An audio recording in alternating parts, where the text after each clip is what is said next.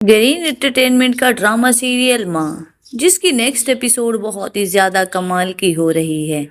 راہا اب کمزور لڑکی نہیں رہی جو ہر ظلم کو برداشت کرتی، بلکہ اب وہ ایک سمجھدار اور بہادر عورت بن چکی ہے۔ وہ زریون کے خلاف ثبوت اکٹھے کرتی ہے تاکہ اس کے جرائم سب کے سامنے لا سکے۔ زریون ایک چالاک اور دھوکے باز انسان ہے جس نے نہ صرف راہا بلکہ کئی اور لوگوں کی بھی زندگیاں برباد کی، جن میں سر فہرست اس کی بیوی ماریا اور اس کی بیوی بطول ہیں۔ راہا کو اب یہ احساس ہو چکا ہے کہ اگر وہ خود کھڑی نہ ہوئی تو کوئی اور اس کو انصاف نہیں لے کر دے گا، اسی لیے اسے اپنی جنگ خود ہی لڑنی ہے۔ راہا ایک بہت ہی اچھے انداز میں زبردست منصوبہ تیار کرتی ہے۔ وہ زریون کو دھوکہ دینے کے لیے اس سے محبت کا ڈرامہ کرتی ہے اور اسے شادی کے لیے تیار کر لیتی ہے۔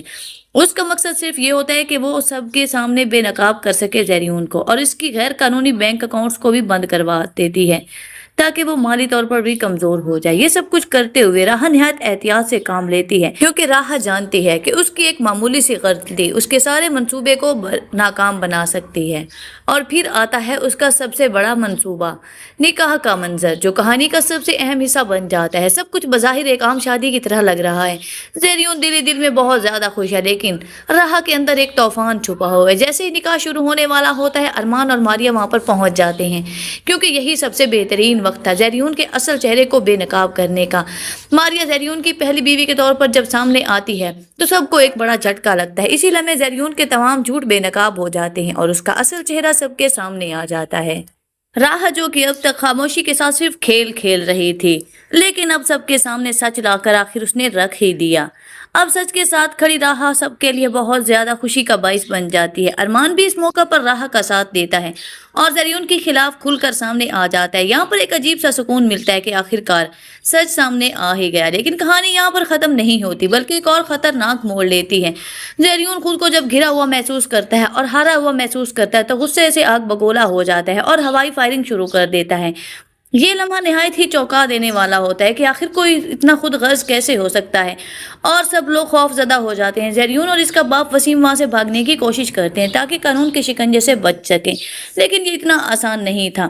یہاں پر ارمان کا کردار ایک ہیرو کی طرح سامنے آتا ہے۔ وہ نہایت ہی ہوشیاری سے کام لیتا ہے اور زریون اور وسیم کی بیرونی ملک فرار ہونے کی کوششوں کو ناکام بنا دیتا ہے۔ وہ ان کی فلائٹ بھی منسوخ کروا دیتا ہے اور پولیس کو بر وقت اطلاع دیتا ہے۔ شاہزین بھی اس موقع پر ان کا ساتھ دیتا ہے اور آخرکار پولیس دونوں کو گرفتار کر لیتی ہے۔ یہ منظر انصاف کی جیت کا ایک خوبصورت اظہار ہوتا ہے۔ یہاں برائی اس کے انجام کو پہنچ جاتی ہے، جبکہ اگلے ہی سین میں آپ کو دکھایا جائے گا کہ راہا نہ صرف اپنے لیے بلکہ دوسروں کے لیے بھی انصاف چاہتی ہے۔ وہ جانتی ہے کہ ماریا کے ساتھ بھی ناانصافی ہوئی ہے، وہ ماریا کو بھی انصاف دلانا چاہتی ہے۔ اسی لیے تو ماریا کی وہ ساری جائیداد جو اب تک زرون اور وسیم چھین چکے تھے، وہ سب کچھ ماریا کو واپس دلا دیتی ہے۔ یہاں پر آ کر راہا کی ایک ایسی طبیعت سامنے آتی ہے جس سے ابھی تک سب نا واقف تھے۔ وہ راہا کو خود غرض سمجھ رہے تھے، اسے کم عقل سمجھ رہے تھے، لیکن اب سب کو احساس ہو گیا کہ راہا یوں ہی سب کچھ نہیں کر رہی تھی۔ بطول بھی ایک اہم فیصلہ لیتی ہے اور زریون سے طلاق لے لیتی ہے۔